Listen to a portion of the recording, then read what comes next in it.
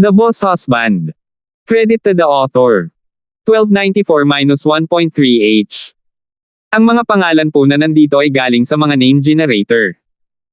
Kaya kung meron man pagkakatulad sa mga pangalan ng totoong tao o lugar, ito ay tunay na hindi sinasadya.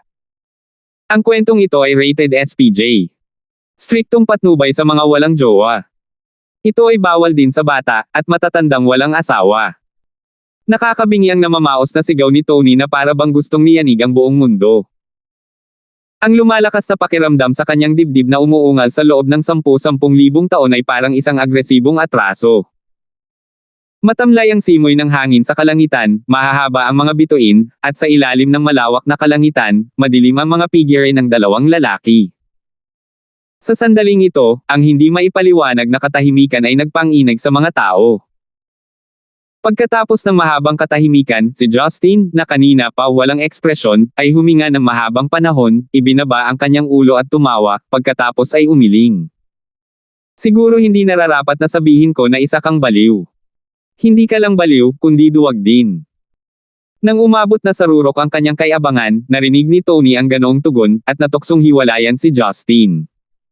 Tinawag mo lang akong duwag. Haha. Nagsisimula ka na bang mangarap dahil gabi na? Ngumisi si Tony.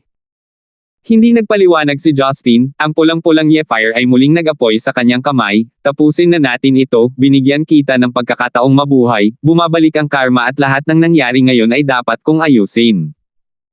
Sa tingin mo ba ay masasaktan ako ng yelo at apoy mo? Naiinis na sabi ni Tony. Hindi mo malalaman kung hindi lumalaban. Hindi na nagsalita pa si Justin, hinihimok ang makapangyarihang kapangyarihan ng Heaven and Earth Energy at tumangay kay Tony. Ang isang kamay ay nag-aapoy sa dogwang Ye-Fire, at ang isa namang kamay ay naglalabas ng malawak na gabing asul na Ming Water, na nagmamadali kay Tony. Ilang mahabang Ye-Fire Dragon ang umungal, umiikot sa paligid ni Justin, at sumipol patungo kay Tony. Kasabay nito, ang Ming Water ay naging isang malaking bilang ng mga Sea Dragon, na bumagsak sa hangin upang palibutan siya. Ang nakatutuwang pag-atake ng yelo at apoy ay tinina ang kalahati ng tanawin sa isang napakagandang tanawin na pula at asul. Ang malalaking alon ng espiritual na aura, na buo ang nakasisilaw na makukulay na ulap, ang mga muffled na tunog ay parang hindi mabilang na mga nuclear warhead na patuloy na sumasabog sa isang bola. Napunit ang espasyo sa bawat pulgada ng lugar, na para bang anumang oras ay maaaring bumuo ng black hole at lamunin ang lahat. Ang kahangahangang kagandahan gayunpaman ay isang nakamamatay na bilangguan ng hangin. Dahil sa pamimilit sa unang yugto ng Nine Heavenly Lightning Tribulation, nanlaki ang mga mata ni Emerson na nanunood ng labanan mula sa malayo sa gulat. Hindi man lang siya naglakas loob na isipin kung paano siya mamamatay kung ang 12-dosenang pula at bughaw na mga dragon ay dumampi sa kanyang katawan. Ang antas ng paglilinang ng binatang ito ay higit na lumampas sa kanyang inaasahan. Iniisip ang tono na kanina pa niya kinakausap, kinilabutan siya. Dumating man ang mga top masters sa pamilya, baka hindi nila ito makayanan. Anong uri ng perverted technique ang kanyang nilinang? Paano niya naabot ang ganitong antas ng kapangyarihan sa murang edad? Ngunit, hindi inisip ni Justin na may epekto ang kanyang mabangis na offensiba. Matapos makita ang hindi mabilang na Chunwo at Xuanshui na hinihiwa ang katawan ni Tony, hindi pa rin nila napigilan ang kanyang hindi mabilang na pinong antimatter na enerhiya na kumalat sa hangin. Ang mga antimatter energies na ito ay hindi maaaring sirain, hindi sila maaaring lunukan, walang hanggan, condensed at patuloy na kumakalat. Alam ni Justin na ang antas ng kanyang cultivation ay hindi tulad ng dati. Kung makatagpo niya ngayon ang orihinal na Brayden, determinado siyang gamitin itong Chunwo at Xuanshui para sirain siya at patayin sa ilang segundo.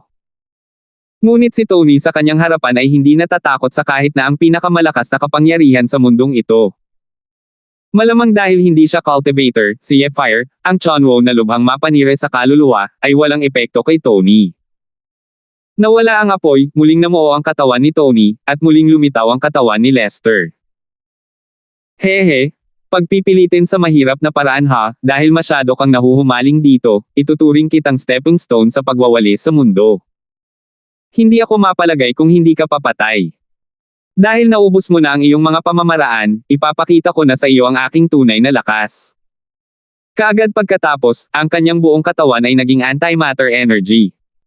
Matapos ang isang pagsabog ng marahas na paglawak, ito ay muling namuo, namilipit at umikot, at pagkatapos ay unti-unting bumukas at lumawak. Sa isang kisap mata, bago tumugon si Justin, isang whirlpool cavity ang nabuo sa hangin. Sinubukan ni Justin na pakilusan ang heaven and earth energy, ngunit napagtanto na ito ay walang kabuluhan. Para bang ang buong mundo ay nasa vacuum sa sandaling ito, ang lahat ng espiritual na aura ay wala, maliban sa endless resolve restoration scripture sa katawan, na umiikot pa rin, hindi niya nagawang gamitin ang walang katapusang heaven and earth energy upang ipagtanggol laban sa antimatter energy. Ang masikinagulat ni Justin ay ang kanyang katawan ay wala sa kanyang kontrol, habang siya ay nagsimulang sumipsip sa whirlpool. Kahit ilang beses hinikayat ni Justin ang heaven and earth energy sa kanyang katawan, hindi niya maalis ang mga tanikala. Ang ganitong uri ng pagsipsip ay napakalakas na parang black hole. Walang silbi. Justin. Nag-evolve na ang antimatter energy ko sa level na hindi mo maintindihan, sa pamamagitan ng transformation ng device. Akala mo sa lakas ni Brayden noong mga oras na iyon, ipagsapalaran ko ang pagpunta dito. Pumunta ba ako dito para maghukay ng sarili kong libingan? Ngayon mas malakas na ako kaysa kay Brayden. Itong antimatter energy vortex na magkaiba sa pagitan ng vortex ng iyong kaluluwa at magkaiba. Kung nasa iyo ang iyong pagka-Diyos, maaari kang muling magkatawang tao, na ang iyong kaluluwa ay kontrolado ko na maaari ka lamang maghintay at mamatay dahil hindi kita maaaring kainin o gamitin, at least sisirain kita. Sa silver gray whirlpool, ang mukha ni Justin ay nagsimulang umikot, humila, habang sinusubukan niyang patatagin ang kanyang figure, ngunit ang vortex ng antimatter energy ay kinakain pa rin ang kanyang heaven and earth energy sa bilis na hindi nakikita ng mata. Maiisip pa nga ni Justin na hindi niya kayang makipag-usap sa kanyang langit at lupa at patuloy na nilalamon ng ganito, hindi magtatagal para tuluyang mabulok ang kanyang katawan sa anyo ng enerhiya.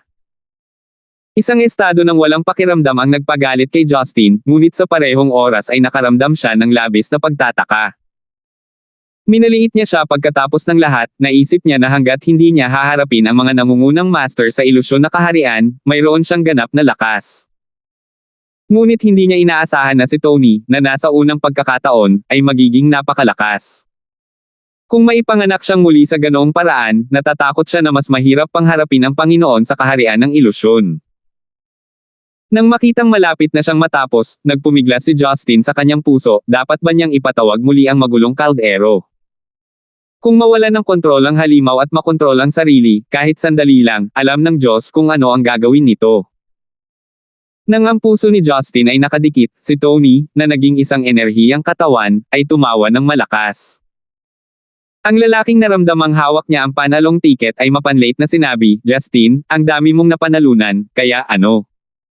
Napunta ka pa rin sa kamay ko. Alam mo ba kung bakit ka natalo sa akin? Bago ka mamatay, hayaan mo akong sabihin sa iyo bilang regalo, mayroon kang masyadong maraming mga alalahanin na nagpapahina sa iyo. Ang mundo ay parang kagubatan, ang malakas ay palaging kakain ng mahina. Ang tunay na malakas na nilalang ay gagamitin lamang ng isang tunay na malakas na nilalang. Ang alinman sa iyong sariling mga interes na hayaan ang iba na mamuhay ng mas mahusay ay isang napakakamangmanga na ideya." Muling bumili si Tony sa gitna ng mabangis na pagtawa kasama ang daloy ng antimatter energy. Ang vortex ay tila naging isang malaking high-altitude tornado, na maaaring sumaklaw sa buong radius ng 10-10 kilometro. Napansin ni Emerson sa lupa ang pagbabago sa mga bagay-bagay at wala siyang masyadong pakialam.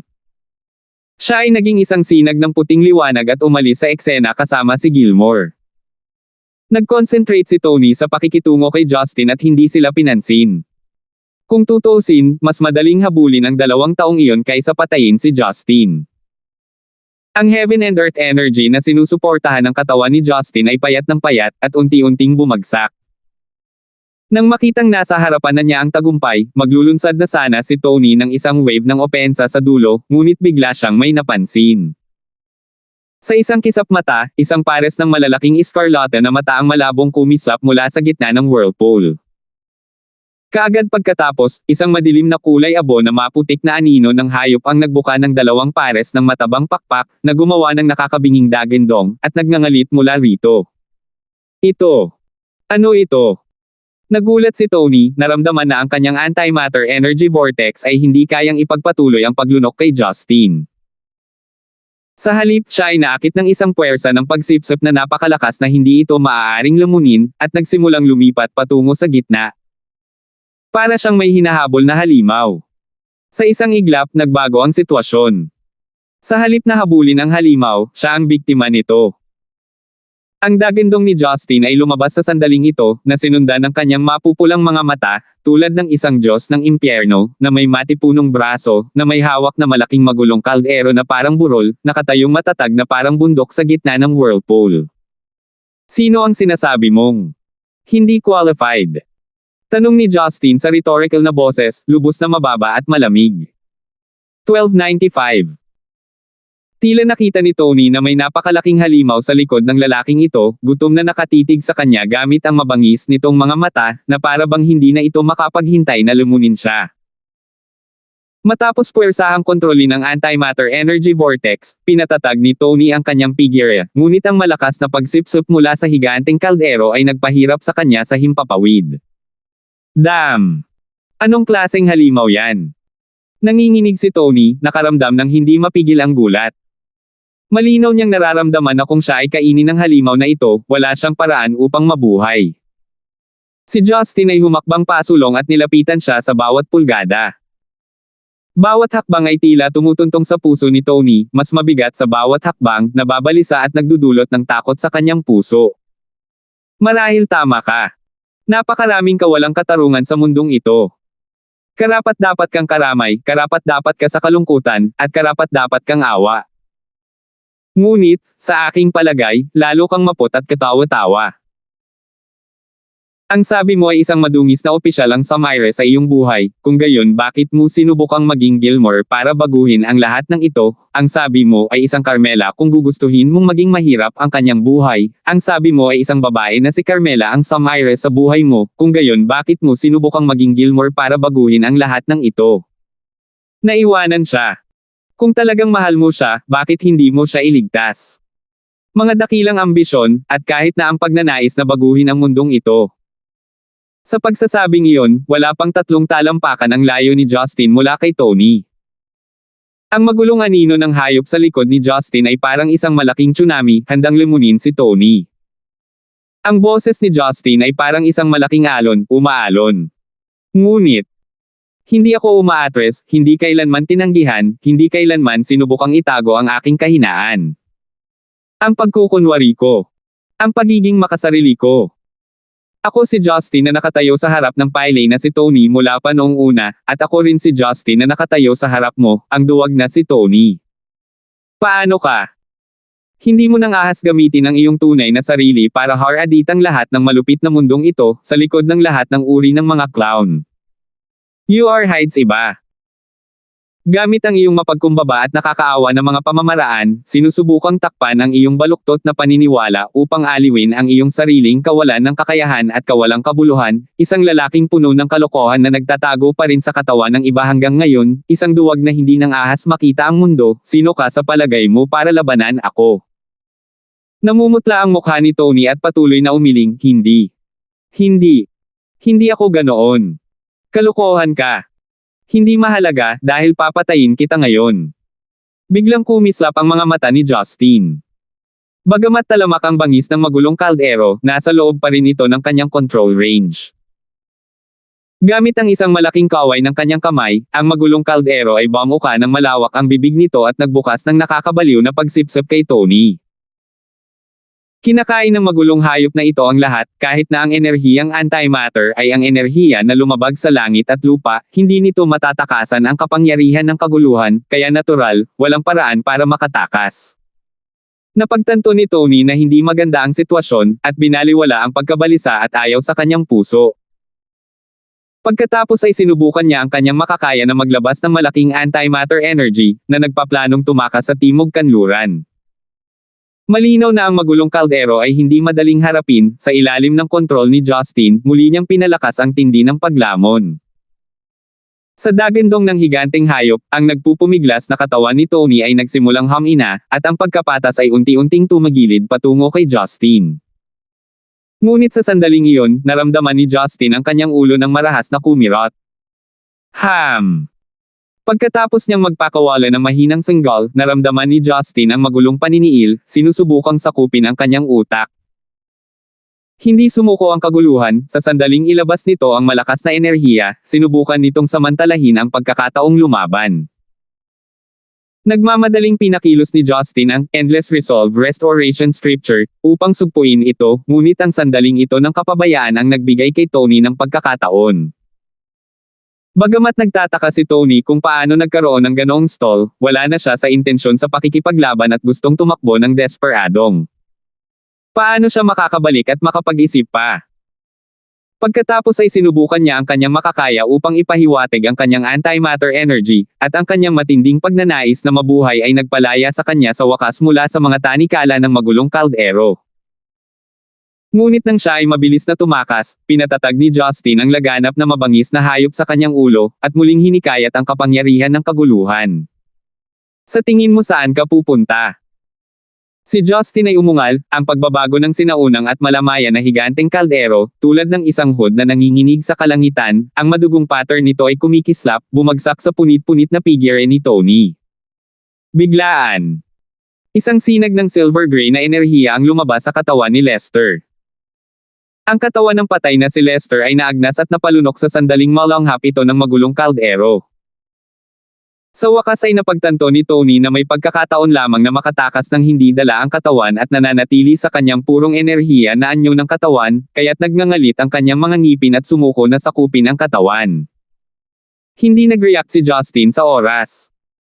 Pagkatapos ng lahat, ang katawan ni Lester ay napalunok, at mayroon pa ring ilang mga psikolohikal na pagbabago, ngunit pagkatapos niyang gumaling, siya ay sumigaw ng daya. Ang taong ito ay naglaro pa ng isang escaping trick, sinamantala ang kanyang maikling pagkaantala, at tumakas ng walang bakas. Ngunit paanong hinahayaan ni Justin ang salarin na ito ng ganoon kadali, kahit na nakatakas siya ng walang bakas, makikita pa rin siya ng kanyang mga banal na pandama. Ang sinag ng enerhiyang antimatter, gaano man ito kabilis, ay hindi masyadong mabilis na hindi naabutan ni Justin. Walang pag-aalinlangan, itinago ni Justin ang magulong kaldero at naging streamer, hinahabol siya. Sa malawak na kalangitan sa gabi, ang malamig na hangin ay umihip sa mukha. Napagtanto ni Tony na hindi maganda ang sitwasyon at hindi sapat ang kanyang bilis para makatakas. Kung gusto niyang tanggalin si Justin, kailangan niyang mag-isip ng ibang paraan. Ang pinakamahusay na paraan, natural, ay gumamit ng isang bagay upang banta si Justin na lumayo ng masunurin, ngunit ang kanyang pagtakbo ay lubhang nalihis mula sa lugar ng Central City. Saan kaya siya makakahanap ng mga hostage para takutin siya? Biglaan. Isang masamang liwanag ang sumilay sa isipan ni Tony, sinusundan ang direksyon na malaya siyang makatakas, iniisip ang isang tao na malayo sa timog kanluran ng Zenica, iyon lang isa. Sa katunayan, pagkatapos lumunin si Lester at pagnakawan ang malaking memorya sa kanyang isipan, agad na ikinulong ni Tony ang target. Sa loob lamang ng ilang minuto, mabilis na lumipad si Tony sa lalawigan ng Sichuan. Sa di kalayuan, ito ay ang magandang MA. Mula sa malayo, ang dalawang taluktok at tagaytay ay ethereal at marilag tulad ng mga thrush. Ang mga bangin ay matarik at nakakatakot na may masungit na mga bato na nagbibigay dito ng marilag na momentum. Bagamat gabi na, saglit lang na nagtagal ang mga ulap at ambon habang pumapatak ang ulan. Ang mga ulap at ambon ay dumaloy sa paligid ng mga bundok, nagbabago sa iba't ibang paraan, na naglalagay sa MA Mountain bilang isang maganda at kahangahangang tao. Nang makita ang figure ni Tony na pababa, nabalisa si Justin. Ito si MA.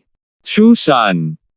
Halos hindi nag-iisip, naiintindihan din ni Justin kung ano ang gustong gawin ng baliw na lumpo na ito. Siguradong nakuha niya ang alaala ni Lester at natutunan kung paano pumasok sa istasyon ng paksayo ng Shushan na nakatago sa likod ng MA Mountain. Bagamat ito ay nakatago, hindi ito naging mahirap para sa mga may kakayahang lumipad sa langit at makatakas. Habang nandoon, naglilinis si Lucille kasama ang kanyang mga junior dahil lang sa sakit ng kanyang puso. Mag-move on na ba siya kay Lucille? Sa pag-iisip nito, mas nagalit si Justin, namumula ang kanyang mga mata. Maraming beses niyang sinaktan ang inosente at mabait na babae, at pinatakbo itong mag-isa pabalik sa Susan upang makasama ang asul na parol. Sa pagkakataong ito, kung nasugatan siya muli dahil sa kanya, magiging kriminal na talaga siya. Ang Shushan ay hindi lamang ang pangunahing tuktok ng MA, ngunit ang pangalan ng mga pangunahing hanay ng bundok sa lalawigan ng Sichuan. Ayon kay Abbas Morgana, ang mga ninuno ng Shushan ay mayroon ding maraming kamangha-manghang mga talento, na umiral ng hindi bababa sa libu-libong taon. Kung hindi bumagsak ang mga alagad ng modernong panahon, naitago na sana sila ng pagbuo ng bantay sa bundok. Ngunit ngayon, ang Shushan sect ay nasa isang tagong likod na bundok lamang, umaasa sa kanilang relasyon sa gobyerno, hinaharangan ang pag-akses sa mga sekular na tao, at ginagawa itong hindi gaanong kilala. Sa ilalim ng kalangitan sa gabi, nagkalat ang mga ulap. Sa loob ng tahimik na Shushan sect, ang mga kakaibang bahay na bato na may itim na bubong, at berdeng dingding, at ang mga pabilyon na may mga pulang haligi at berdeng tile ay maayos na nakaayos, mahinang kinubkob sa isang Tai Chi-in at Gibson formation. At sa gitna ng sekta, prestihiyosong nakatayo ang isang itim kulay abo at matutulis na tore ng bagwa na tila nabinyagan sa libu-libong taon. Sa sandaling ito, sa isang malaking bulwagan sa gitna ng gusali sa likurang kalahati ng bundok, apat na madre na nakasuot ng simpleng damit at sombrero ng madre ang umaawit sa katahimikan. Ang malamig na ulan sa kabundukan ay tila babagay sa matiwasay na kalooban ng apat na madre. Pagkatapos, biglang sumulpot ang isang silver gray na streamer na sumugod sa babaeng madre na pinamumunuan ng bulwagan. 1296. Ang madre na may napakaganda at malinis na anyo, ay nagpakita ng sandali ng pagkagulat. Habang siya ay malapit ng bumangon, ang kanyang leeg ay mahigpit na hinawakan ng isang malamig na kamay. Ring! Ang silver gray na antimatter energy ay bumuo ng ilang manipis na singsing at tanikala, na tinali ang kanyang mga paa.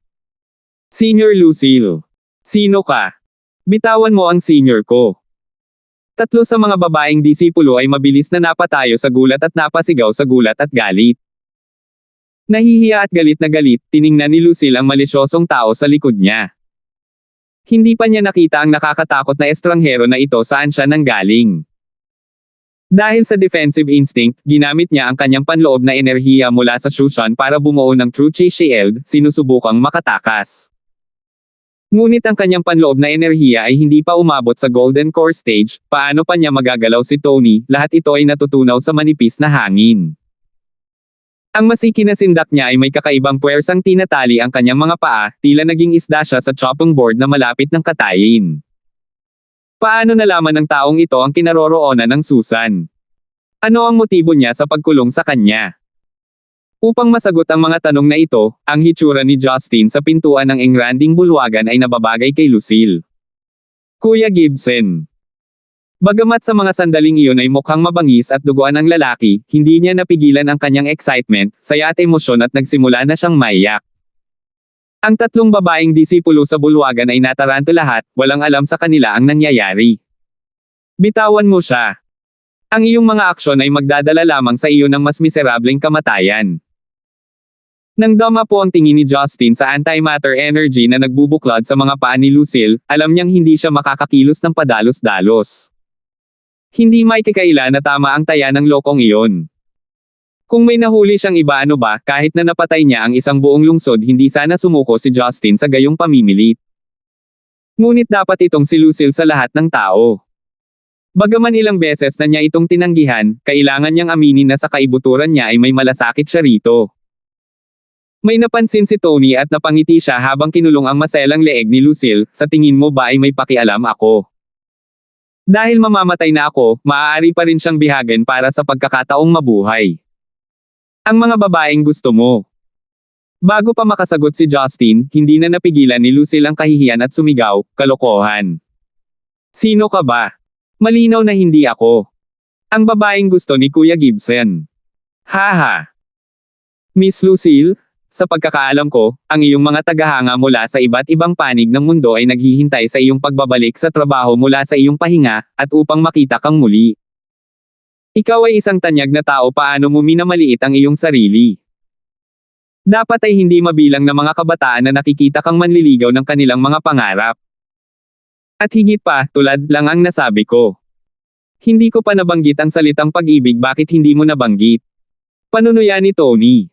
Ikaw. Namula ang mga pisngi ni Lucille dahil sa pagpipigil sa kahihiyan. Nanginig ang kanyang mga iris at hindi siya nang ahas na makipag-eye contact kay Justin. Bagamat alam niyang masamang ideya ang mag-alinlangan ngayon, sineseryoso ito ng ginang. Naramdaman ni Justin ang pananakit ng kanyang puso at huminga siya ng malalim para i-distract ang kanyang sarili. Lumakas ang kanyang malalim na boses, sa tingin mo ba ay nagbibigay ito sa iyo ng pagkakataong mabuhay? Sa tingin mo ba ay hindi ko siya kayang iligtas? Talaga? Kung kaya mo, subukan mo. Tignan natin kung sino ang mas mabilis, ikaw ang pumatay sa akin, o ako ang pumatay sa kanya. Sok. Speaking from cultivation, malamang hindi pa siya umabot sa soul forming ha. You should know, it's only a matter of seconds for me to kill two mid-stage soul forming cultivators of the Nigel family. Nang marinig ang mga salitang ito, mabilis na nahuli si Lucille. Bagamat hindi pa rin niya may palibot ang kanyang ulo sa pagkakakilanlan ng taong iyon, natitiyak niya na siya ay isang taong kinasusuklaman ni Justin hanggang sa kanyang mga buto. Kuya Gibson, ikaw. Hindi mo na kailangang mag-abala tungkol sa akin. Para mahabol mo siya ng ganoon, marami siyang ginawang masama. Dapat mo siyang patayin. Hindi ako mahalaga. Tiniis ni Lucille ang sakit mula sa pagsisikip sa kanyang leeg at itinulak ang sarili para sumigaw. Anong ibig mong sabihin na wala kang kwenta? Wala akong natatanda ang pinayagan kitang magsalita, kaya tumahimik ka. Galit na pinarusahan ni Justin, ang kanyang malalapad at nagninangas na mga mata ay nanlilisik kay Lucille. Nagulat siya at hindi namamalayang napabuntong hininga. Mga luhang malapit nang kumawala. Si Justin ay kumilos at naglakad patungo kay Tony, ang napakalaking pang-aapi sa tribulation passing stage ay nagsimulang sumugod patungo kay Tony na parang tsunami. Sa pakiramdam na si Justin ay sinusubukang talunin siya sa psikolohikal na paraan, si Tony ay walang takot dahil malinaw niyang mas mabagal siya, mas mahalaga ang hostage na ito. Ngumisi si Tony at gumamit ng isang strand ng silver gray na antimatter energy para i-stroke ang tatlong madre. Junior sister. Napasigaw si Lucille, at tumulo ang mga luha sa kanyang pisngi. Tumigil ang mga yapik ni Justin. Hindi niya maaaring ipagsapalaran ang isa pang walang ingat na hakbang. Pagkatapos ng lahat, ang tatlong babaeng disipulo ng Shusha na walang gaanong kultibasyon ay ganap na naagnas ng hindi nalalaman kung ano ang nangyari. Nakikita mo ba ito? Maaaring nagkulang ang aking plano dahil minamaliit ko ang iyong kapangyarihan, ngunit hindi ito nangangahulugan na ang iba ay magkakaroon ng pagkakataon laban sa aking mga pag-atake. Bagamat hindi ako ikaw, ang agwat sa pagitan ng aming mga kakayahan ay hindi ganoon kalawak.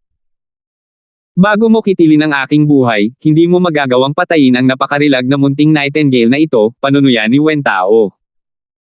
Pinagbabantaan mo ako, sumirit si Justin sa nagngangalit na mga ngipin.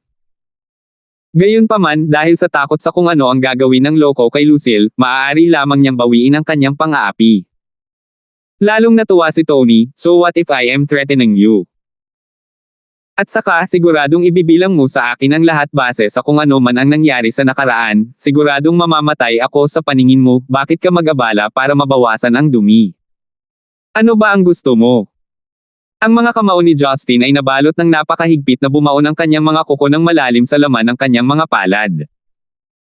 Ang mga gear sa kanyang utak ay umiikot ng walang pagod upang pagsamasamahin ang mga posibleng diskarte sa pagtakas. Nagkunwari si Tony na nag-iisip, gawin natin ito, siguradong hindi mo papatayin ang sarili mo. Napagkamalan mo ba akong 3 taong gulang na paslit? Kung gagawin ko ang sinasabi mo, taya ko na hindi mo lang siya hahawakan, kundi magtatago rin at lokohin ulit ako.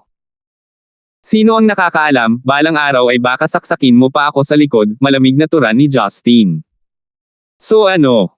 Ang pangunahing punto ay wala kang pagpipilian.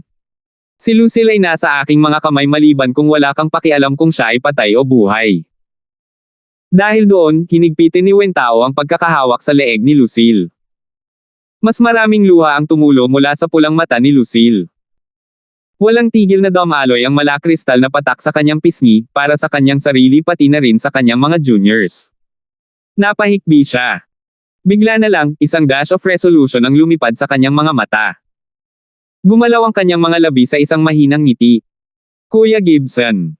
Hindi kita mapipigilan. Pinag-iisipan ni Justin kung ipagsapalaran niya ito o hindi. Pagkatapos ng lahat, kung palayain niya si Tony, si Lucille bilang hostage ay magkakaroon ng mas magandang pagkakataon na manatiling buhay. Gayunpaman, ang kanyang mga salita ay tila nagpagulo sa kanyang isip at bigla siyang may naisip. Huwag kang tanga. Umungol si Justin. Gayunpaman, sa sandaling lumabas ang kanyang mga salita, huli na ang lahat. Path. Isang subo ng sariwang dugo ang bumulwak mula sa kanyang mga labi, na nagpapakulay sa kanyang maputlang mukha na pulang-pula. Dumaloy ang dugo sa kanyang baba at tumulo sa bluestone tiles. Siya ay nagmukhang isang malinis na water lily, tinina ng pula at namumulaklak ng malungkot. Ang eksenang pinakakinatatakutan ni Justin ay nangyari na. Ginamit talaga ni Lucille ang kanyang panloob na enerhiya at sinira ang kanyang mga ugat para magpakamatay. Sa kanyang likuran, nagulat si Tony. Hindi niya inaasahan ang isang maislan, mahinang babae na walang pag-aalinlangan na kitilin ang kanyang buhay para sa tagumpay ng isang lalaki sa kritikal na yugtong ito. Sa sandaling ito, namula ang katawan ni Justin at umabot sa harapan niya. Ang mga taon ng madugong binyag sa labanan ay nagbigay kay Justin ng instinct na hindi makaligtaan ang puwang kahit na harapin ang biglaang, matinding pagbabago sa larangan ng digmaan. Bam! Isang malakas na putok ang dumating, ginamit ni Justin ang kanyang kamao kasama ng Heaven and Earth energy at diretsyong hinampas ang ulo ni Tony. Habang si Wentao ay naka-zone out, si Justin ay naghatid ng isa pang suntok sa kanyang ulo. Nang makita ang pagbubukas, sinamantala ni Justin ang pagkakataong ice wipe ang nabahiran ng dugo at malata na katawan ni Lucille mula kay Tony. Siya ay nawala sa manipis na hangin at muling lumitaw sa isang malinaw na hindi masyadong malayo. Nang hindi hinintay na mag-transform si Tony sa isang energy body para makatakas, ipinatawag ni Justin ang magulong kaldero at itinaas ito sa langit. Sa pagkakataong ito, dinaig ng galit ni Justin ang kanyang pagnanais na pigilan ang paggamit ng magulong kaldero. Ang magulong hayop ay higit na baliw at napakalaki kaysa dati at maaari nitong sakop ang kalahati ng mga bundok ng Shusonsek. 1297. Umuungol. Sa pagitan ng mahinang dagandong, ibinuka ng Chaos Cauldron ang napakalaking dagwang bibig nito, na para bang dudurog na ng hindi mabilang na matutulis na pangil nito si Tony na naging isang energy body. Naubos na ni Tony ang lahat ng antimatter energy, at ang kanyang sariling mga kakayahan ay limitado dahil hindi siya nakakakuha ng mga supply ng enerhiya mula sa labas ng mundo. Ang pilak kulay abo na figure ay unti-unting nagsimulang bumagsak, na parang mga pilak na sinulid. No. I can't die. Marami pa akong gagawin. No. Duwag na sumigaw si Tony, ngunit hindi niya napigilan ang kasakiman ng magulong halimaw. Malinaw na naramdaman ng kaguluhan na kung ubusin nito ang concentrated essence ng antimatter energy, ang pagbawi nito ay mapapabilis. Ngunit, sa napakahalagang sandaling iyon, isang biglaang pagbabago ang dumating. Kahit si Justin ay hindi napansin, halimbawa na sa gitna ng Shusonsek, ang engranding 6 Bagua Black Tower ay talagang gumagalaw. Ang itim na kulay abong tore ay tila pinatawag ng kung ano. Pagkatapos ng libu-libong taon ng makasaysayang pagbabago, ang luma ngunit matatag na katawan ng tore ay gumagalaw ng marilag. Hindi mabilang na gininto ang sinag ng liwanag na nakakalat mula sa maraming puwang sa itim na tore, na nagliliwanag sa tuktok ng bundok at sumasalamin sa kalangitan. Sa kalangitan, ang mga madilim na ulap sa paanuman ay nagtipon mula sa lahat ng direksyon, lumiligid at namumuo sa mga nakamamanghang alon. Isang sinag ng liwanag ang lumabas mula sa spire ng tore, tumago sa kalangitan. Umikot ang maitim na ulap sa paligid ng sinag, habang ang mga kulog na may mga kulay na lila at asul ay bumabagsak sa loob nito, tulad ng isang whirlpool na maaaring sirain ang langit at lupa. Ang magulong halimaw na lalamunan na sana si Tony, biglang binawasan ang kayabangan at umatras sa kaldero matapos may maramdaman. Nagulat din si Justin, lumingon siya at tumingin, nalilito lang sa kakaibang sitwasyong ito. May bakas ng gulat na nagmumula sa itaas ng magulong kaldero, bakas ng pagkabalisa. Natatakot ang Chaos Beast. Nagulat si Justin, dahil hanggang ngayon, hindi pa niya naramdaman ang takot sa magulong halimaw na ito. Natatakot ba ito sa kahindek-hindek na eksenang ito, o natatakot ba ito sa patuloy na nanginginig na itim na tore? Si Tony, na nasa hindi kalayuan, ay nanghina matapos gumamit ng malaking halaga ng antimatter energy, ngunit siya ay hindi maipaliwanag na buhay na nagpapasaya sa kanya. Dahil hindi pinapansin ni Justin, si Tony ay naging isang anyo ng isang string at sinubukang tumakas mula sa lugar ng Shushan. Gayunpaman, ang sitwasyon ay malinaw na hindi ganoon ka-simple. Bang! Sa sandaling dumampi ang katawan ni Tony sa gilid ng bundok, napaatras siya ng hindi nakikitang puwersa. Buzz!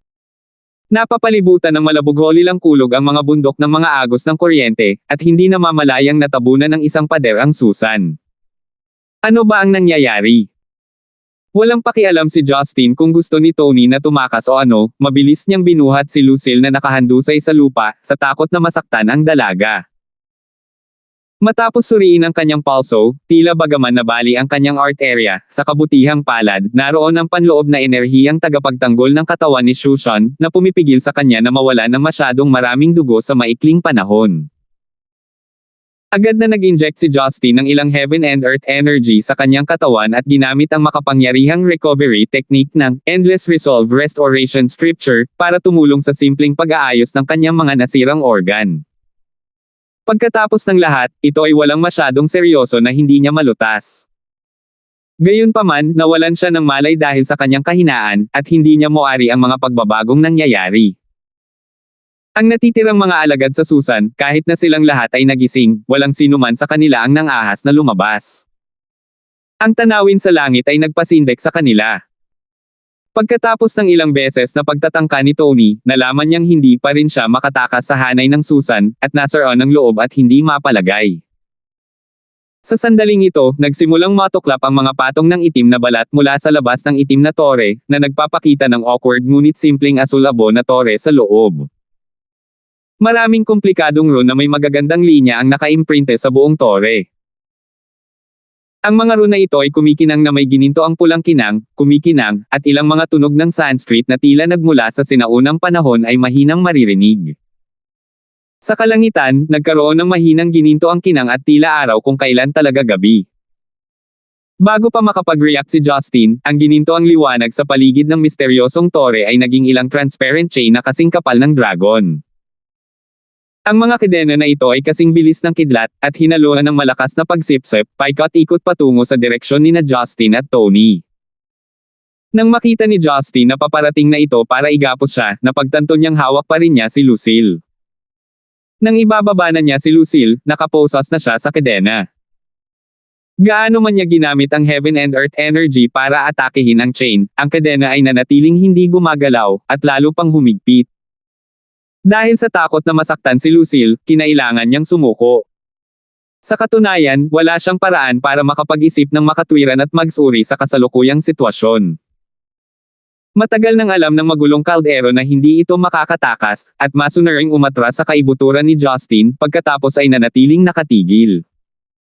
Sa di kalayuan, ang mga pakikibaka ni Tony ay ganap na walang silbi. Matapos maposesan ng kadena, hinayla siya patungo sa tore. Unti-unti, nakita ni Justin na papalapit siya ng papalapit sa malaking tore hanggang sa lumunin siya ng ulap ng gintong liwanag. Nangyari ang makabagbag damdaming eksenang ito sa kalagitnaan ng gabi, maliban sa ilang mga disipulo ng Shushan sect, tila walang kakaiba. Maagang umaga kinabukasan, ang mga disipulo ng Shushan sect ay maingat na lumabas upang manood, ngunit wala silang makitang anumang paggalaw mula sa malaking tore.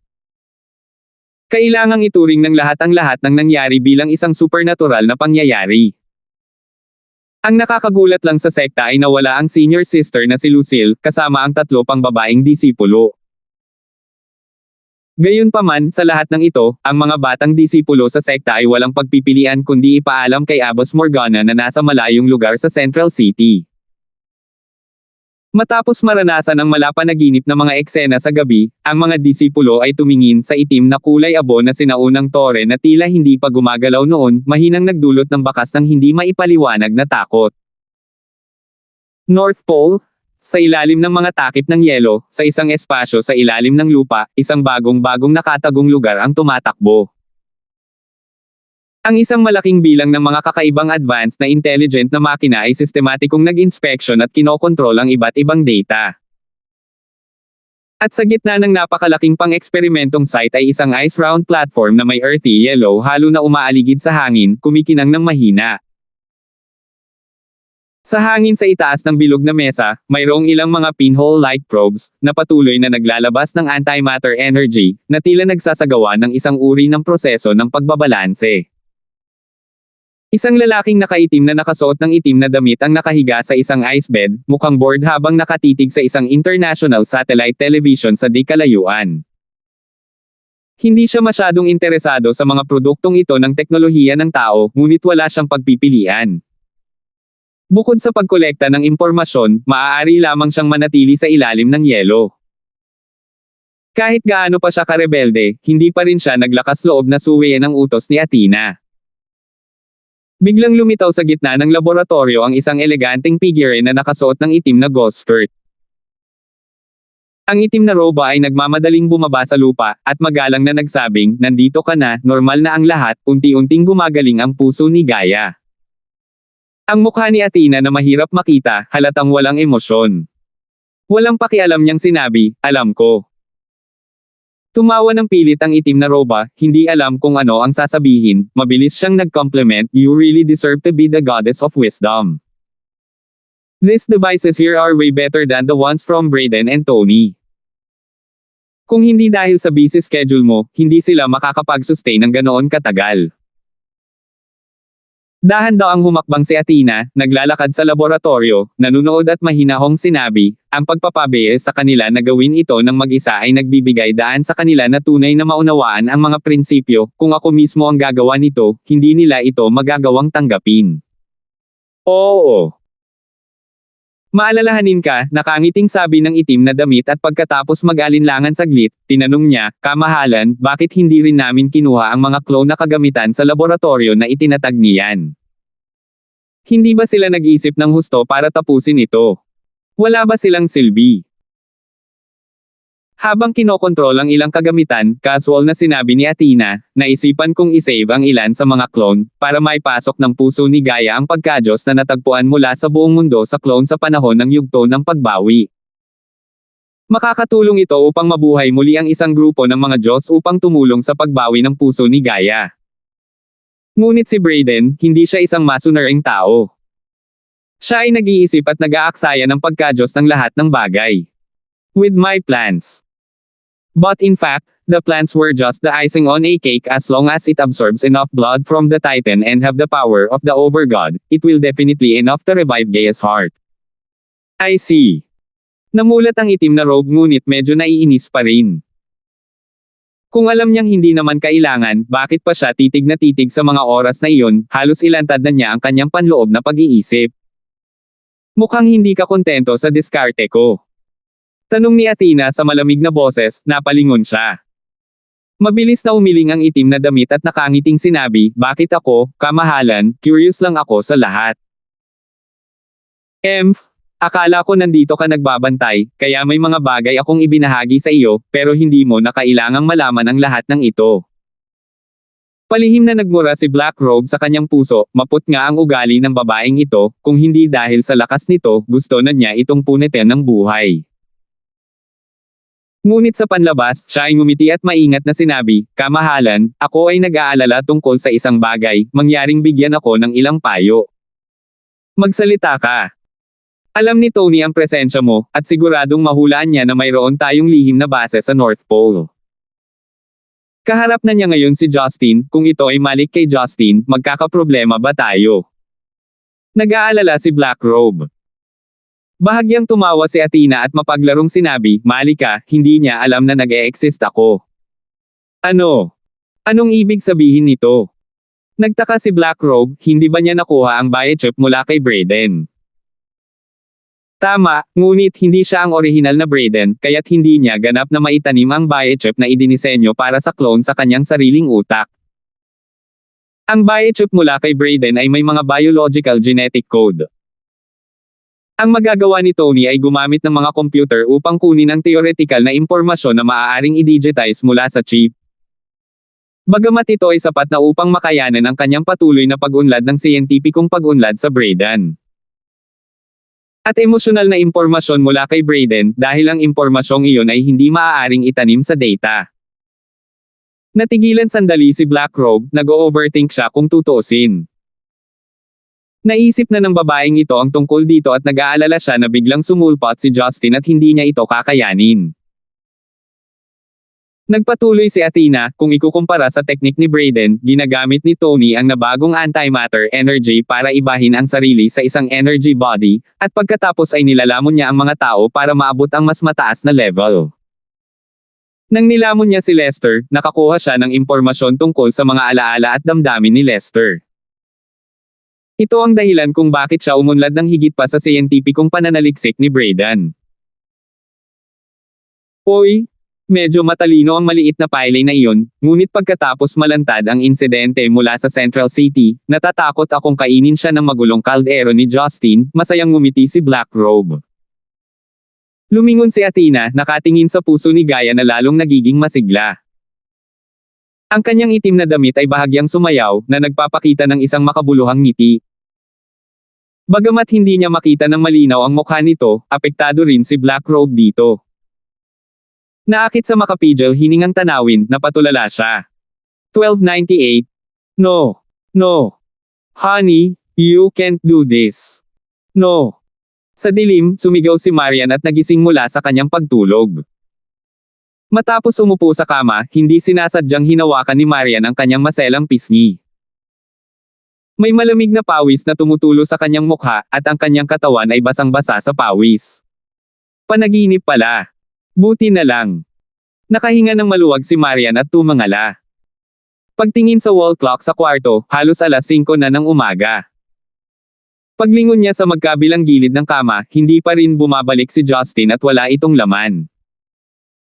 Kumunat ang noo ni Marian, na may medyo nakakatakot na premonition. Pagkatapos ng lahat, sinabi lamang ni Justin na may mga magsasaka sa Central City, at kahit na magkaroon ng away, hindi ito magtatagal. Gayunpaman, pagkatapos mag-isip ng ilang sandali, kinumbinsi niya ang kanyang sarili na si Justin ay malakas at hindi dapat nasa anumang panganib para maging komportable siya. Tulad ng para sa bangungot, madalas na sinasabi ng mga tao na ang mga panaginip ay nabaligtad, at ang kanyang sariling lalaki ay dapat naligtas. Matapos huminga ng malalim at makapagpahinga, inabot ni Marian at hinawakan si Leia na natutulog pa rin sa kabilang side. Hindi na nagising ang chubby little girl sa sigaw ng kanyang ina. Siya ay nagkaroon ng isang mahusay na karanasan sa pagtulog, at siya ay natutulog ng mahimbing na ang kanyang bibig ay nakabuka tulad ng isang maliit na baboy. Ang nakakatuwa kay Marian ay nabasa ng laway ng kanyang anak ang mga kumot, ngunit hindi niya ito napansin. Kung laway ng iba ang bumasa sa kanyang higaan, siguradong naiinis na siya, ngunit hindi niya inabala ang laway ng sarili niyang anak, sa halip ay naisip niya na cute ito. Bagamat hindi pa siya nagsilang ng isang bata, higit na napagtanto ni Marian na tila ginawa niya ang lahat ng paghahanda sa pagiging isang ina. Wala siyang anumang yugto ng pag-aaral, ngunit madaling alagaan ang bata. Dahil wala na siyang ganang matulog, pumunta si Marian sa banyo, hinubad ang kanyang basang pajama, naligo ng mainit, at nagsuot ng malinis at simpleng damit pambahay.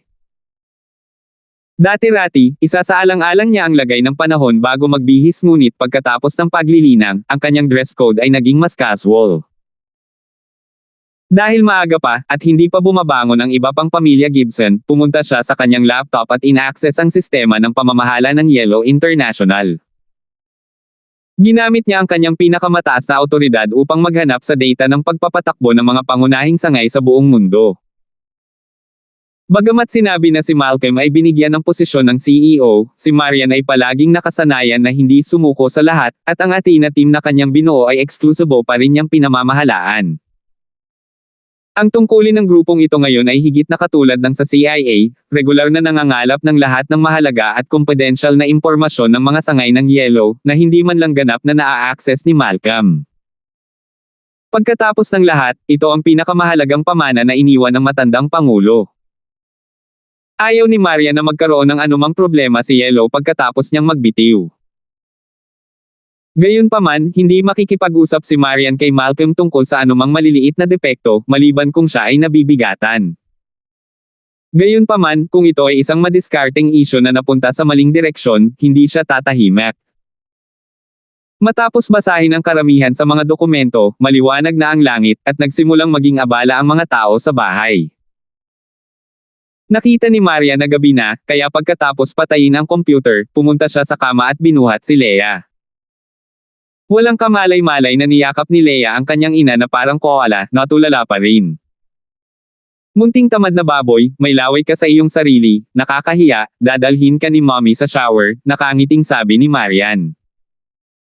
Nakapout si Leia sa kanyang mga labi, ulong ng inaantok, mommy, oras na ba para sa almusal? Ikaw lang ang marunong kumain ha, maligo ka muna, halika, maghubad ka ng pajama, pumunta si Marian sa banyo at inilagay si Leia sa bathtub saka hinubad ang kanyang pajama. Pagkatapos niyang habarin ng husto, tumambad ang katawan ng batang babaeng mataba, chubby ang buong katawan, at nababalot ng malambot na laman ang mga kasukasuan, halos parang sanggol. Mahirap isipin na ang gayong matabang maliit ay madaling matalo sa katawan ng isang may sapat na gulang. Gustong-gusto ni Maria na paligan ang kanyang anak, isa sa mga pangunahing dahilan ay ang komportableng hawakan ng bata, hindi nakakagulat na gustong-gustong kurutin ni Justin ang kanyang mga pisngi. Pagkatapos maligo, at magsuot ng malinis na puting sweater at asul na suspender na may cartoon pattern na gusto niya, tuluyang nagising si Leia at masayang lumabas ng kwarto kasama si Marian saka dumiretso sa dining room. Kahit na curious siya kung bakit nawala ulit si Daddy ay sanay na siya kaya hindi na masyadong nagtanong si Leia. Nag-iisip si Marian kung paano ipapaliwanag kay Gavin at sa iba pang mga elder na hindi umuwi si Justin buong gabi. Gayunpaman, sa sandaling pumasok siya sa silid kainan, napagtanto ni Maria na marahil ay hindi niya kailangang magpaliwanag. Nakapanlulumo at solemn na ang kapaligiran sa dining hall. Bilang karagdagan kina Gavin, Parley at Jenna, mayroon ding panauhin, si Gilmore. Walang gumalaw sa masaganang almusal sa mesa. Malinaw na pagkatapos dumating ni Gilmore, walang nagkaroon ng oras na kumain. Nang makita ni Maria na inaakay si Leia palabas, ipinakita ni Gavin ang isang malungkot na ngiti sa kanyang mukha. Marian, nandito ka na, ipapadala ko sana ang mga katulong para hanapin kayong dalawa, bumalik na ba si Justin?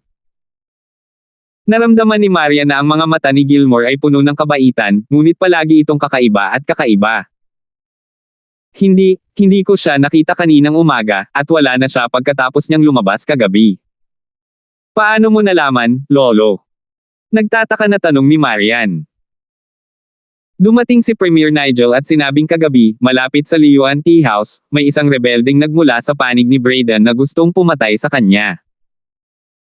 Sa kabutihang palad, ang pamilya Nigel ay may dalubhasang proteksyon, at nandoon din si Justin upang harangan ang taksil, sabi ni Jenna. Biglang napagtanto ni Maria na may nakikipaglaban para patayin si Gilmore. Hindi niya maiwasang tumingin kay Gilmore na nag-aalala. Maliban sa pagod na mukha, mukhang hindi nasugatan ang middle-aged na lalaki. Sinabi ni Premier Nigel na sinundan ni Justin ang taksil, at hindi ko alam kung paano iyon. Pumunta ako dito sa umaga at nagtanong tungkol dito. Hindi ko inaasahan na hindi pa siya babalik, napabuntong hininga si Jenna. Huwag kang mag-alala, ang lakas ni Justin ay napakahusay. Dahil ang kalaban ay hinabol at tumakas, tiyak na hindi niya ito magagawang saktan. Baka may kaunting gulo, o naglalaro siya sa labas, pag-aaliw ni Henderson. Kumunot ang noo ni Marian, tila mas komplikado ang usapin, at umaasa na isa lang iyon sa mga sorpresa ni Justin, ngunit hindi niya mapatahimik ang kanyang nararamdamang pagkabalisa. Napabuntong hininga si Gilmore sa oras na ito, sa totoo lang, nandito din ako ngayon para sa isa pang balita tungkol kay Lester. Lester. Anong nangyari sa kanya? Tanong ni Parley. Nag-alinlangan si Gilmore at umiling, maaga o huli malalaman mo rin, iyon din ang nakita ni Justin sa sarili niyang mga mata kagabi. Si Lester ay ginamit ng isang taksil at walang pagpipilian. Kagabi, nagsakripisyo siya. Krang! Isang matalim na malutong na tunog ang nagmula sa pinto sa tabi ng dining hall. Sa sandali ng pagkabigla, lahat ay tumingin sa direksyon. Si Rebecca, nakalalabas lang na may dalang isang plato ng mga pinong pastry, ay mapatla at desperado na nakatayo doon, na para bang siya ay isang estatwa. Rebecca. Hipag. Ikaw. Matapos mapagtanto ni Parley na masama ang sitwasyon, hindi niya napigil ang magtanong kung bakit nagsakripisyo si Lester, at tumayo at tumakbo sa kanyang asawa. Hawak ng isang kamay ni Rebecca ang kanyang dibdib, tinatawag ang pangalan ni Lester sa kanyang bibig, na parang nahihirapang huminga. She then rolled her eyes at nahimatay. Ang mga katulong sa likod ay nagmamadaling tinulungan ang babae, na nagdulot ng kaguluhan sa buong silid. Mahigpit na kinuyam ni Marian ang maliit na kamay ni Leah, nang walang sabi-sabi, tinitingnan ang magulong pamilyang Gibson na nasa harapan niya, natigilan siya. Nanlaki ang mga mata ni Leah, tumingin sa kaliwa't kanan, na para bang umaasa siyang makakita ng figure ng isang tao.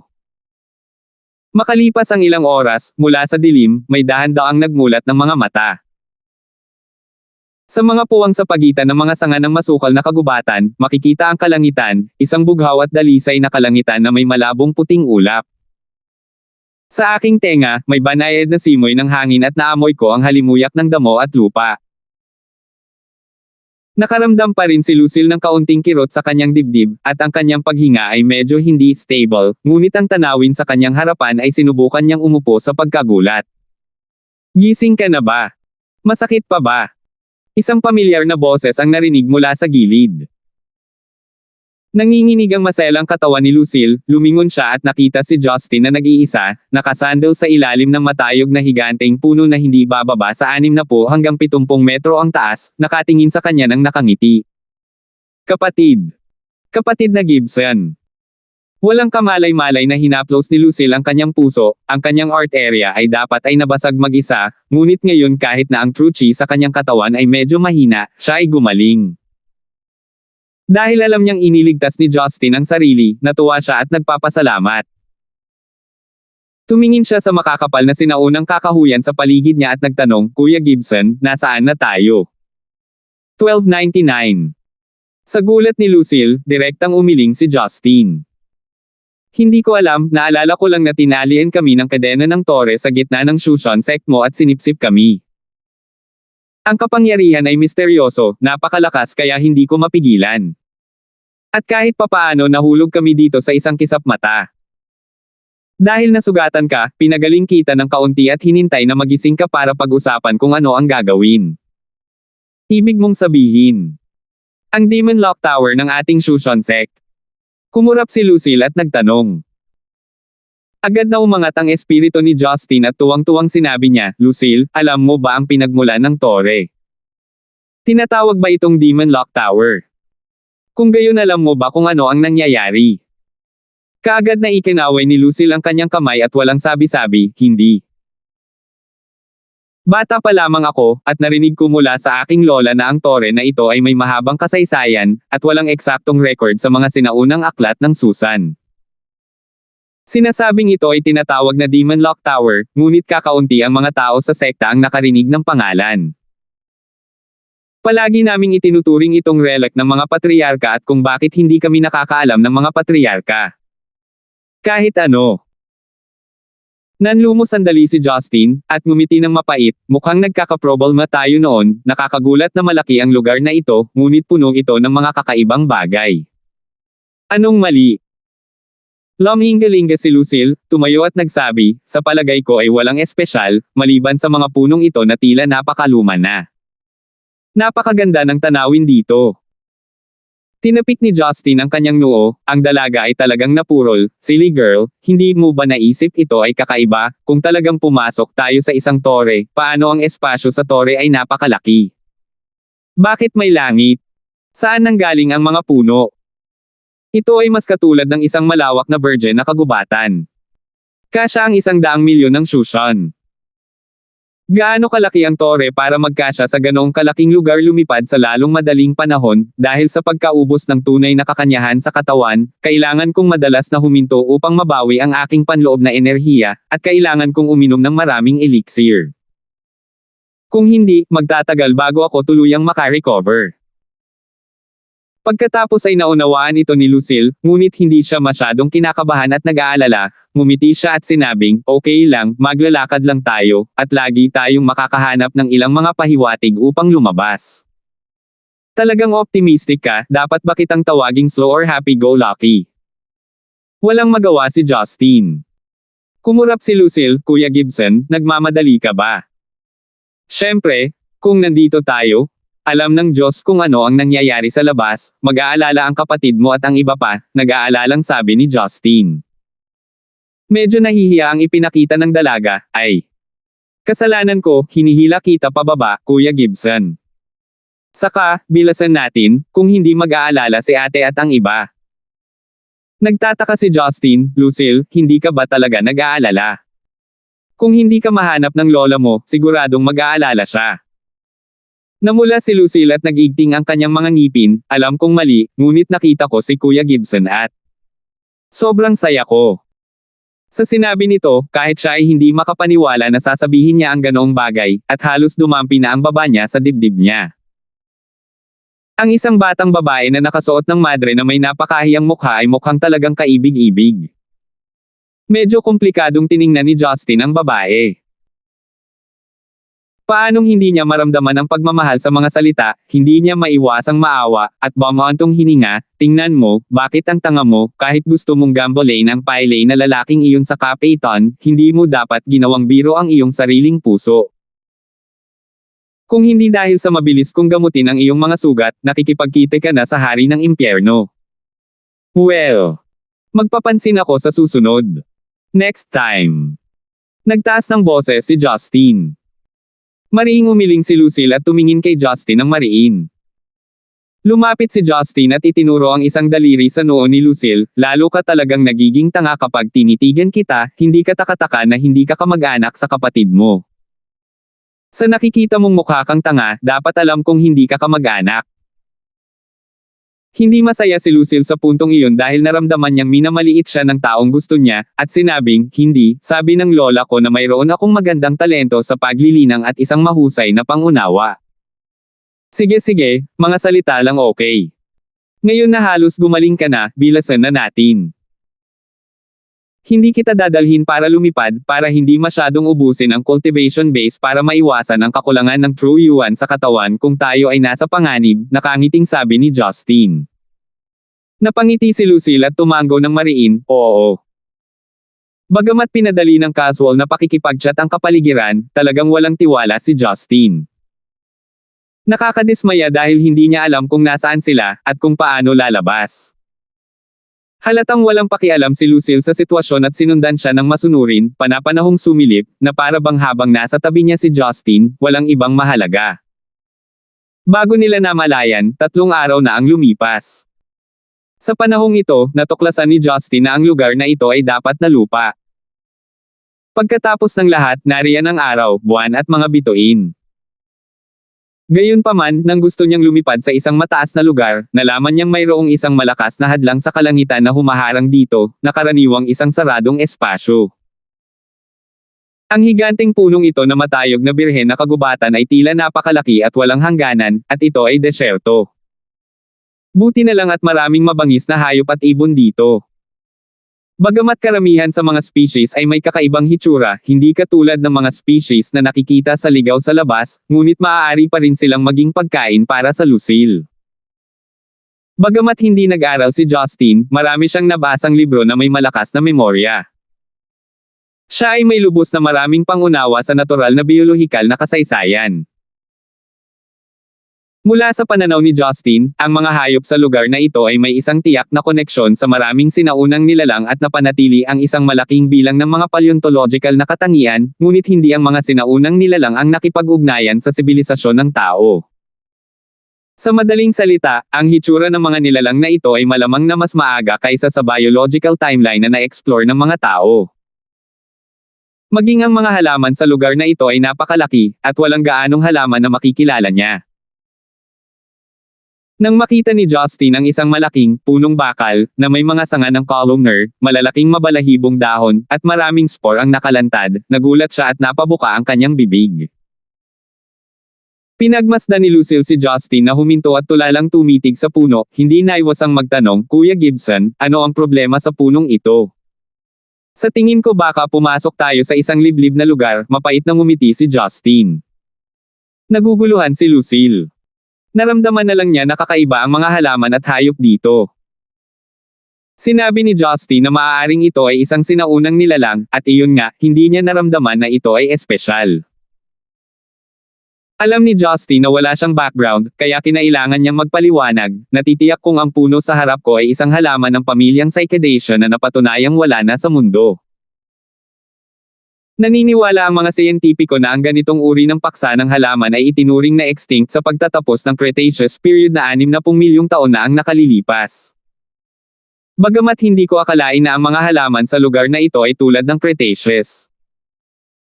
Na lumitaw sa nakalipas na 10,000 taon, natatakot ako na ito ay lampas sa ating imahinasyon. Natigilan si Lucille, hindi niya maisip ang ganoong yugto ng panahon, lalo pa ang 60 milyong taon. Sa sandaling iyon, isang pahiwatig ng pagkagulat ang sumilay sa mga tenga at mata ni Justin, pagkatapos ay hinawakan niya ang payat na baywang ni Lucille. Sumama ka sa akin, mukhang may isang sitwasyon sa hinaharap. 1300. Bago pa makapag-react si Lucille, dinala na siya ni Justin para sa isang maikling distansyang paglipad at dumaong sa matataas na sanga ng isang nakatagong puno. Sa isang bakanteng kakahuyan ilang daang metro ang layo, talagang nagkaroon ng away. Tatlong malalakas at matipunong lalaki na nakasuot ng magaspang na mga sweater na gawa sa balat, matipunong buhol, at pangit na mukha ang kumukubkob sa isang maputlang mukha na binata na may makukulay na damit. Ang ikinagulat ni Justin ay ang buhok ng teenager na ito ay talagang kakaibang purple, maging ang kanyang mga pupils ay purple. Nakita niya na ang tatlong malalaking lalaki ay matulin at abnormal, na parang umaasa sa kanilang likas na hilig sa pakikipaglaban, gumagamit ng iba't ibang mga spell, paulit-ulit na summon ng mga sibat at graba ng lupa, at umaatake ng matitigas na kamao paminsan-minsan. Ang gwapong binata ay nakipagbuno sa tatlo na may hawak na pamaypay na may mag-agarang kasanayan, paminsan-minsan ay nag-aalis ng mga lilang apoy, ngunit dahil sa mahabang panahon ng pakikipaglaban, lumitaw siya na nahihirapan. Ang nagparamdam kay Justin ay hindi niya malinaw na makita ang cultivation base ng 4 na taong ito, ngunit mahuhusgahan ito mula sa sitwasyon ng labanan na ang kanilang pinagsamang lakas ay hindi kasing husay ng kanyang sarili. Kahit na sila ay nasa panahon ng kapigatian, sila ay karaniwan pa rin. Mas masahol pa ito kaysa kay Felicity at sa iba pa noong mga unang araw ni Sanyang, na natalo ng kanyang sarili. Kuya Gibson, sino sila? Bakit parang nakasuot sila ng sinaunang damit na inchik? Kakaiba ang lalaking iyon na may purple-haired, pagtataka ni Lucille. Paano ko malalaman? Mapait na ngumiti si Justin, lahat sila ay mga taong may kasanayan sa paglilinang, ngunit ang kanilang mga aura ay tila napaka-espesyal. Ang tila nakakaaliw sa akin ay mayroong kahit man lang nabubuhay na mga tao dito. Kinakabahang tanong ni Lucille, kung ganoon, gusto mo bang magpakita? Paano kung atakihin nila tayo? Siyempre magpapakita ako, kailangan nating maghanap ng paraan para makahingi ng impormasyon tungkol sa kakaibang lugar na ito, ngunit kailangan din nating pumili ng tamang panig para makatayo. Ang tatlong malalaking lalaki ay mukhang walang ingat, ngunit ang kanilang mga paraan ng pag-atake ay maayos na pinag-ugnay at walang puwang para makatakas. Bagamat ang kanilang lakas ay mababa, tiyak na papatayin nila ang lalaking may kulay ubing buhok kapag nagpatuloy ito sa ganito, umiling si Justin. Kumurap-kurap si Lucille, sino ang tutulungan natin? Kalokohan, kung gusto nating tumulong, syempre dapat tulungan natin ang lalaking may kulay ube, mag-alok ng tulong kapag kailangan ang tulong. Oh! Napagtanto ni Lucille na siya ay nagtatanong muli ng mga kalokohang tanong at nadismaya na bumababa ang kanyang IQ sa tuwing siya ay nasa tabi ni Justin. Ngumiti ng masama si Justin, hinawakan si Lucille at mabilis na pumunta sa gilid ng fight scene. Nang mapagtantong may sumulpot bigla, natigilan silang apat, at nang makita ang hitsura ng isang lalaki at isang babae, lahat sila ay nagulat. Malinaw, ang mga damit ni na Justin at Lucille ay mukhang ibang-iba sa kanila, pabayaan ang kanyang maikling hairstyle. Gayunpaman, hindi pa rin nagpapahinga ang tatlong malalaking lalaki, pinalibutan ng binata na kulay lila. Sino ka? Tanong ng isa sa mga lalaki. Nakahinga ng maluwag si Justin, buti na lang naiintindihan nila ang wika, bagamat kakaiba ang accent, sapat na para makipag-usap. Huwag kang kabahan, kayo, hindi sinasadyang napadpad kami rito, kaya gusto naming pumunta para magtanong, saan ang lugar na ito, at syempre hindi namin sinasadyang matakpan ang laban ninyo, magiliw na sabi ni Justin. Natigilan silang apat at kakaiba silang tumingin kay Justin. Bago ka lang dito? Nakangiting sabi ng isang malaking lalaki, gusto mong malaman kung saan ito. Kapag napatay natin itong batang may kulay ubing buhok, sasabihin ko sa iyo, tumayo at maghintay ng masunurin. Sabi nga, binalak nilang tatlo na ituloy ang pagkubkob sa lalaking may purple na buhok. Si Justin ay walang balak na manood, ngunit mabilis na tumakbo, isang kamao ang pumutok sa likod ng pinakamalapit na malaking tao na parang kulog. Puff! Sa isang malakas na suntok, naisip ni Justin na ma-penetrate niya ang taong ito, ngunit hindi niya inaasahan na nagawa niya lang itong mapalipad. Ang malaking tao ay bumangga sa isang higanting puno at lumubog sa isang malaking butas, ngunit walang sugat na nilikha. Damn, hey new guy here. You dare to touch US. Ang dalawang iba pang malalaking lalaki ay agad na tumingin sa ibabaw, habang ang binata na may lilang buhok ay kakaibang tumingin kay Justin. Napatingin si Justin sa kanyang kamay nang may pagtataka habang ang kanyang mga buto ay medyo masakit. Para mailigtas ang limitadong truyuan, bagamat hindi niya ginamit ang Heaven and Earth energy, dapat ay malakas ang kanyang pangangatawan ngunit kahit papaano ay hindi nasugatan ng suntok ang malaking lalaki. Anong klaseng pangangatawan meron ang lalaking ito? Mukhang mamatay. Ang malaking tao na inatake ay bumangon sa sandaling iyon, ang kanyang mga kamay ay kumikinang na may dilaw na halo, at siya ay tumama sa lupa gamit ang kanyang mga kamao. Boom! Ang lupa sa ilalim ng mga paa ni Justin ay biglang tumalsik na may ilang matalim na tinek ng lupa, at ito ay nagbitak bawat pulgada. Si Justin ay pumailang lang sa langit, at isang nanmingli fire whip ang sinindihan sa kanyang kamay. Ang iskarlate na liwanag ng apoy ay sumasalamin sa pula ng kagubatan, at malakas niyang iwinagayway iyon. Problema. Pinagmasdan ng tatlong malalaking lalaki ang apoy ng langit na humahagupit na parang dragon na nagwawagayway ng kanilang mga buntot, tiyak na umiwas sila, gamulong-gulong sa kahihiyan. Nanmingli fire. Ano ka ba? Ang bagong tao ay masama, umatras. Hindi gaanong nagsalita si Justin, at isang mahabang letigo ni Lee Fire ang nag-apoy sa kanyang kaliwang kamay, at ang dragon na apoy ay mabilis na pinalibutan ang kagubatan, hinahabol ang tatlong malalaking lalaki na tumatalon-talon habang tumatakas. Nang makita na silang tatlo ay malapit ng mahuli ng apoy, silang tatlo ay nagkaroon ng kislap ng dilaw na ilaw sa kabuuan, at sila ay nahulog sa lupa. Saglit na nagulat si Justin, at malinaw niyang napansin na silang tatlo ay nakatakas mula sa ilalim ng lupa, at ang bilis ay napakabilis na nakakagulat. Ngunit walang ideya si Justin na habulin sila, makakakonsumo ito ng maraming enerhiya sa paglilinang, at maaaring hindi sila madaling pumatay. Matapos pigilan ng Lee Fire, tumingin siya sa binata na may kulay lila na buhok na nakangiti. Bakit mo ako tinutulungan? Naghihinalang tanong ng lalaking may purple na buhok. Nagkibit balikat si Justin, napakasimple nito, dahil nasa mahina ka. Sa pamamagitan ng pagliligtas sa iyo, kailangan mong magpasalamat sa akin. Kung may itatanong ako sa iyo, natural na mas handang sabihin mo sa akin, para maging tapat. Paano mo nalaman na hindi ako kontrabida, napakunot ang sulok ng bibig ng lalaking may purple na buhok. Napakamot ng ulo si Justin, at ngumiti, tingnan mo, sa napakasela na balat at malambot na laman, mukha kang napakaamo, hindi katulad ng isang masamang tao. Ang naka-purple-haired young man ay nakatitig kay Justin na tulala, tila medyo nagulat, at sumunod na mabuti. Pagkatapos ay tumawa siya at tumingin kay Justin ng may pag-iisip, at muling sinulyapan si Lucille. Napakatawa mo, ngunit sa kasamaang palad ay hindi mo ako naintindihan. Hindi ako magpapasalamat dahil tinulungan mo ako, dahil hindi kita sinabihan, pagmamalaki ng lalaking may purple na buhok. Si Lucille sa gilid ay hindi nakatiis na makinig at sinabing nakasimangot, bakit ka ba napakawalang saysay? Kung hindi dahil sa kapatid kong si Gibson ang nagligtas sa iyo, ikaw ay kinubkob hanggang kamatayan ng mga ito ngayon. Ang lalaking may kulay ube na buhok ay mapangasar na sinabi, gaano ka katiyak na matatalo ako, hindi ko man lang natawagan ang aking panloob na demonyo.